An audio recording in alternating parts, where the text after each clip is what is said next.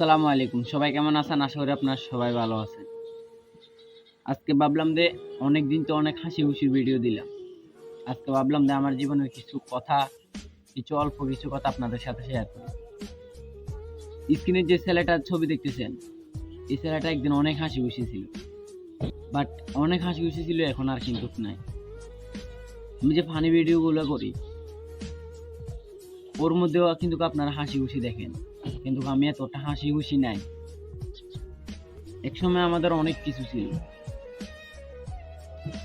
আমার বাবাকে এখনো পরশুরাম পরশুরাম পরশুরামের এমন কোনো লোক চিনে না যে এমন কোনো লোক নেই। এখন যদি আমরা বলি যে আমাদের কাছে টাকা নাই, মানে আমার বাবার নাম ধরে তারা জিজ্ঞেস করে যে ওর কাছে যদি টাকা না থাকে আর কার কাছে থাকবে। একসময় আমরা গ্রামের সবার থেকে একটু মানে আলাদা ছিলাম, অনেক টাকা ছিল আমাদের। তারপর আব্বু কি করছে, একটা কোম্পানিতে করছিল। ইনভেস্ট করার সাথে সাথে আমাদের ওইখানে প্রায় প্রচুর টাকা মানে লস গেছে। ওইখান থেকে লস যাওয়ার পর আমাদের মানে আর্থিক অবস্থা একদম খারাপ হয়ে গেছে। তো কিছুদিন আগে যে বন্যাটা ছিল পরশুরামে, ফেনীতে যে বন্যাটা ছিল, সারা বিশ্বে বন্যাটা ছিল। বন্যাটা হয়তো আগস্ট মাসের লাস্ট হয়ে অথবা সেপ্টেম্বর মাসের প্রথম দিছিল, ঠিক টাইমটা মনে নেই। ওই বন্যাতে আমাদের ঘর হারানো গিয়েছে, মানে ওই বন্যাতে আমাদের ঘর ভেঙে গেছে। তখন তো আর্থিক অবস্থা খুবই খারাপ। অনেক আগে আব্বু ইনভেস্ট করছিল একটা কোম্পানিতে, তখন অনেক টাকা মার গেছে, মানে বলার বাইরে। এখনো গ্রামে সমাজে যদি বলি যে আমার আব্বুর কাছে টাকা নেই, এখনো অনেকে বিশ্বাস করতে পারে না যে এখনো তোমার আব্বুর কাছে বুঝি টাকা নেই। মানে আমার আব্বু সমাজে অন্যরকম ছিল, মানে টাকার মধ্যে অন্যরকম একটা মানে বলবো না, গরিব অহংকারী করবো না, একটা ছিল। তখন আমাদের দিনগুলো কিন্তু খুবই খারাপ গেছিল। বন্যার সময় আমাদের ঘরটা ভেঙে গেছে, অনেক খারাপ ছিল। কি করব, এমন এমন দিন গেছে যে আমার আম্মু ভাতের লগে কান্না করতে করতে ভাত খাইছে। আমাদের অনেকের মানে আমাদের ফ্যামিলি মেম্বার যে ভাতের লগে কান্না করতে করতে ভাত খাইছে। এমন এমন দিন গেছে যে ডাইল দিয়ে লবণ দিয়ে ভাত খেয়ে ফেলছি আমরা। এমন এমন দিন গেছে। এই যে আমি যে হাসি খুশি থাকি, হাসি খুশির কারণটা একটা। অনেকেই বলে হাসি খুশি থাকলে নাকি জীবন সুন্দর হয়, মানে ভালো লাগে, এনজয় করতে পারি। আমার মধ্যে ওইটা নাই।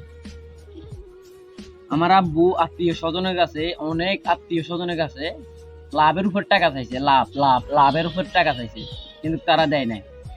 বলছে যে মানে দিয়ে দিবে, আমার ছেলেগুলো একসময় না একসময় দিয়ে দিবে, মানে টাইম শো দিছে 2 বছর 6 মাস 1 বছর। আত্মীয় স্বজনের কাছে, মানে এমন এমন ঘনিষ্ঠ লোকের কাছে চাইছে, তারাও টাকা দেয় নাই। খুবই খারাপ লাগতো আব্বুর এই কথা শুনি।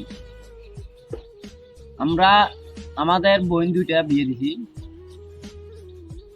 আমরা 22 জন পড়ালেখা করি। আমার বড় ভাই এবার ফাজিলে ফাইনাল দিবি। আমার মেজো ভাইয়াটা এবার ডিগ্রিতে ভর্তি হবে। আমার ছোট ভাইটা ক্লাস 9-এ ভর্তি হবে। আমি ক্লাস ইন্টার পর্যন্ত পড়ছিলাম, এখন আর বাদ করি না। এমন এমনও দিন গেছে যে আমাদের না খেয়েই থাকতে হলো।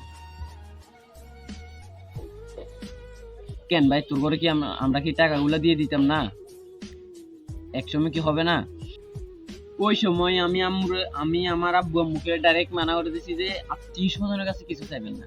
দরকার প্রয়োজনে একদিন না খাই থাকতে পারবো, আমরা 3 দিন না খাই থাকতে পারবো, তারপর আত্মীয় স্বজনের কাছে কিছু না চাইতো। ফাড়ার লোকজনের কাছে চাইবেন লাগিয়েছি, তারপরও আত্মীয় স্বজনের কাছে না চাইবেন লাগিয়েছি। আত্মীয় স্বজন নামে ভাই, কামে কিছু আইব না। আর আজকে বিপদে পড়ছেন, আত্মীয় স্বজন আসছো না। আপনারাই দেখি এর এমনি, মানে আপনার যদি ধরেন কিছু অ্যাক্সিডেন্ট হয়েছে, আপনারা এরা চাই দেব, কোনো সহযোগিতা করতো না ভাই, নিজের পায়ে দাঁড়াতে হবে।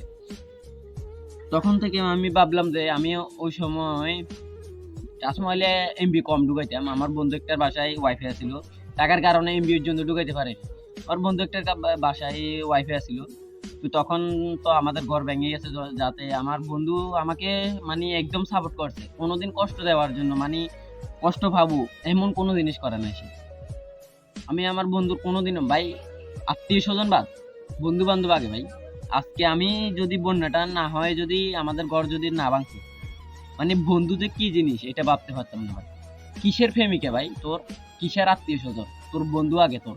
আমি মনে করি আমার কাছে আমার বন্ধুই আগে, মা বাবার পরে, ভাই বোনের কাছে পরে আমি আমার বন্ধুকে আমার ভাই বোনের চেয়ে কম দেখি না, আমার ভাইয়ের চেয়ে কম দেখি না। তখন আমি মানে কি বলতাম ভাই, তখন আমি অনেক কষ্ট পাইতাম, এমবি ঢুকানোর জন্য 10 টাকা পাইতাম না। তখন আমার বন্ধু আমাকে লোড দিত ভাই, লোড নিজের বিকাশ থেকে নিজে লোড দিত, 1 মাসের এমবি গলা দিত, প্রায় 40-45 জিবি গলা দিত। তখন আমি আমার বন্ধুর বাসায় থাকতাম, ওর বাসায় ওয়াইফাই ছিল। ওর মা আমাকে কোনোদিনও কষ্ট দেয় না। আমি আমার আব্বু আম্মু যতটা আমাকে আব্বু আব্বু করে না ডাকে, ওর মা আমাকে যাইলে মানে আব্বু আব্বু। ধরেন রাত্রে আমরা তো ছেলে মানুষ, আড্ডা দিই দোকানে, আমরা তো ছেলে মানুষ আমরা তখন দোকানে আড্ডা দিতাম। ছেলে মানুষ দোকানে আড্ডা দেয় বেশি, বাড়ি ঘরে বেশি থাকে না। তখন আমরা যেতে যেতে যদি 11টা বেজে যেত, ওর মা যদি জাগন থাকতো, মানে জেগে থাকতো, আমার কণ্ঠ যদি শুনতে পেত, মানে আমাকে না বলিয়ে সে চা বানিয়ে নিয়ে আসতো, 11টা হোক 12টা হোক। ওর ঋণ আমি কোনোদিনও শোধ করতে পারবো না, আমার বন্ধুর ঋণও কোনোদিন শোধ করতে পারবো না। ও আমাকে কষ্ট দিতে কোনোদিন ইয়া করে নাই, মানে আমি কষ্ট পাবো এমন কোনো জিনিস করে নাই। মানে আমাদের যে ঘর হারানো গিয়েছে, মানে যে থাকতে অসুবিধা হচ্ছে, এটাও সে কোনোদিন ফিল করতে দেয়নি।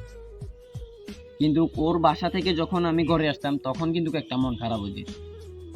তখন থেকে প্রতিজ্ঞা নিছি যে ভাই কোনো আত্মীয় স্বজনের কাছে কিছু চাইবো না। আত্মীয় স্বজন নামে আছে ভাই, কামে কোনো কিছু দিই নাই। আত্মীয় স্বজন বলেন, আপনি না খাই 3 দিন হরি যান না, তারপর আত্মীয় স্বজনের কাছে যায়েন না। আপনি যদি যে কষ্টটা আপনি আপনার মা বাবার সাথেও শেয়ার করতে পারবেন না, তখন কিন্তু আপনি আপনার বন্ধুর সাথে শেয়ার করতে পারবেন এটি। আপনি 3 দিন না খাই হরি যান, তারপর আপনার আত্মীয় স্বজনের কাছে কিছু চাইেন না।